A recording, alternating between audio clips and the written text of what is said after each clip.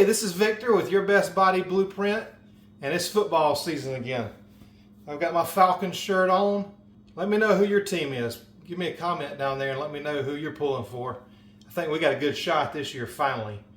But one of the best things about football season is the snacks. I love chips and dip. I love chips and salsa.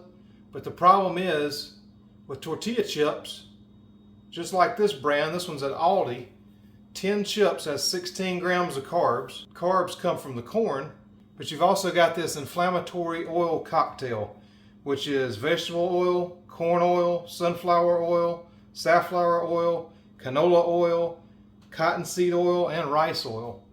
So if one of them doesn't inflame you, chances are good that the other ones are. So if you're trying to reverse a chronic disease or you're wanting to lose weight, inflammation is the last thing you want. So today I'm going to show you how to make a healthy version. 10 chips of my recipe is going to have less than 1 gram of carbs. So let me show you how we make them. Let's go over and get started. So the first thing we need to do is preheat the oven to 350 degrees. So here are all the ingredients you're going to need for these chips. You're going to need a pack of Egglife Wraps. And as you can see, one of these has 25 calories, 5 grams of protein, no carbs, and no saturated fat, which is not really a concern, but they're very, very clean.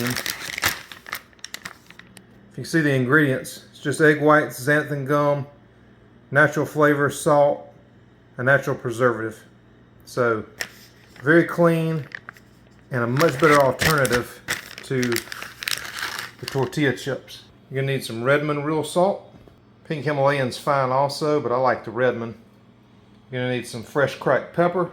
You're gonna need some avocado oil spray, and then something to cut with. I like using the pizza wheel, but you could use a knife as well. I think this does a really good job. So I have 3 of these Egglife Wraps. I'm just gonna cut them into triangles, just like tortilla chips. And you can leave them like this if you want to, or you can go smaller. So I'm going to leave some of them like that, and I'm going to leave some small. Actually, I'm going all the way. I want all of them a little smaller, because I want a good bit of dip when I go through. Now I'm just going to lay them out on the board here.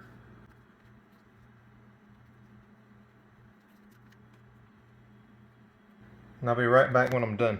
So I have them all laid out on the cutting board now. And I try to put them kind of close together. It's almost like doing a jigsaw puzzle. And I guess you can tell by this, I'm not very good at puzzles. So you kind of want to put them as close together as possible, just so when you spray them with the avocado oil, you're not wasting a lot of it. But I'm just going to give these a quick spray.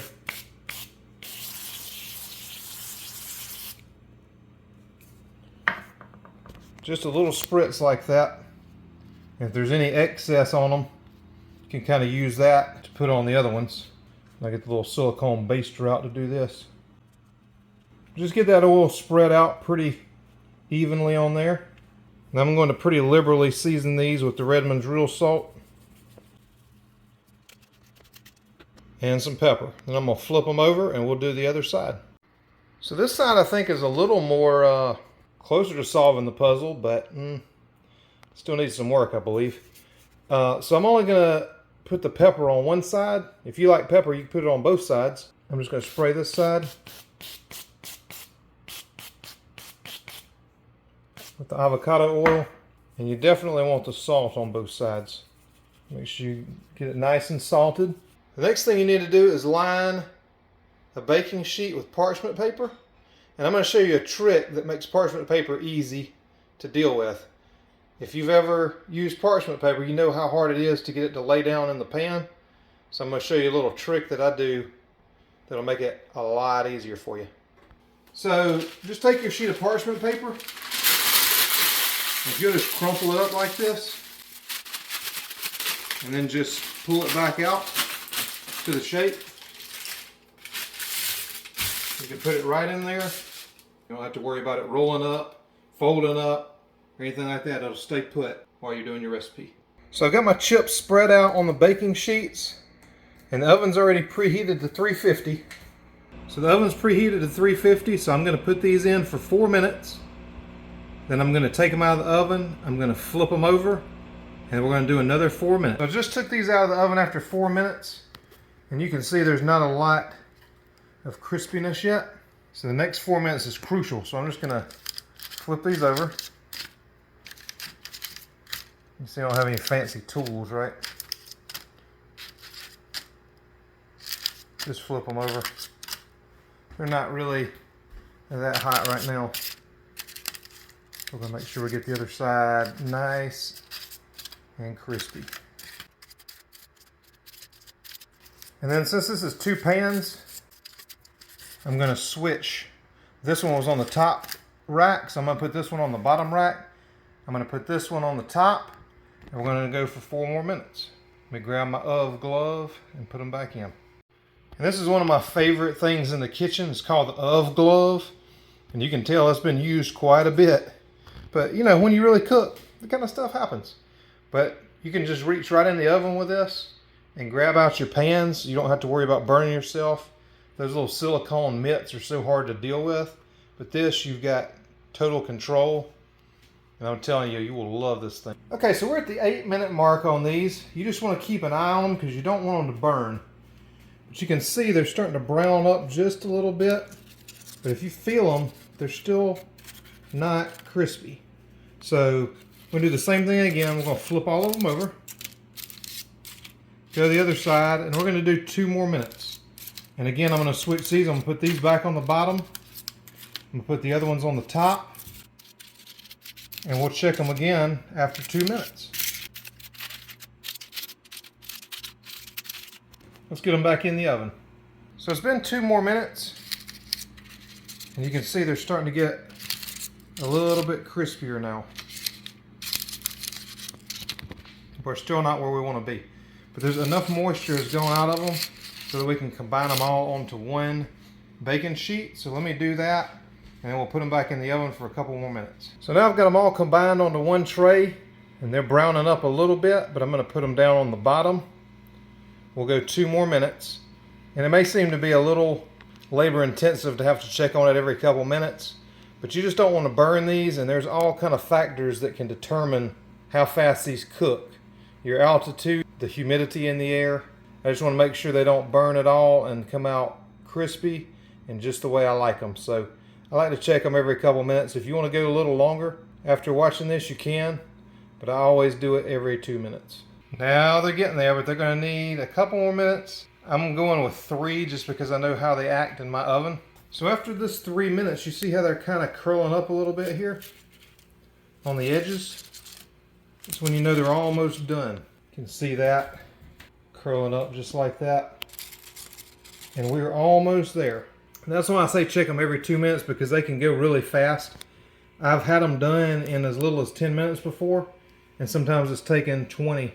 You just have to check them and see. Everybody's a little different. I'll show you this little trick too. When you see them start kind of bubbling up like that, like the one in the very back right corner, that's when you know you're getting real close.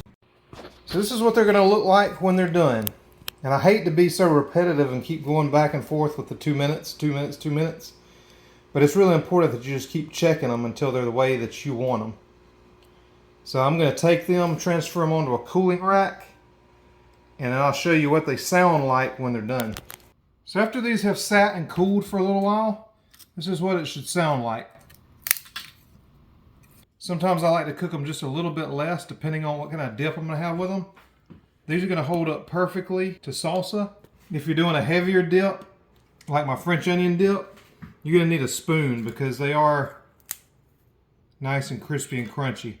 Just like a tortilla chip, but without any of the bad oils, without the carbs. And you can use these for all kind of things. You can make keto nachos with these, but today I'm gonna just eat these with salsa, my French onion dip, and some ranch dip, and that's gonna make a great meal for me. So the way to store these is in one of these glass containers, and I'll leave a link to these down below. These lock in, so it's gonna keep them crispy for up to 2 weeks. So I'm just gonna put them in here. They're not going to last 2 weeks with me because football day. I'm going to be watching football. These will be gone. If you are making a big batch to save, or if you just like to have a few at a time, then this is the way to do it. And then the glass lid, just like that, and you're good to go. So that recipe goes great with many of the dips that I'm going to come out with. I'm doing a football snack series, so make sure and look for these other videos coming out. We're going to do some chilies. We're going to do all kinds of dips that are going to go great with these chips. So if you want to know when that comes out, just hit that subscribe button, and there's a little bell right next to it. Hit that, and as soon as my new football videos come out, you'll know about it. And please share this video if you know somebody that needs a healthy recipe for chips. And be sure to check out all the new videos coming soon.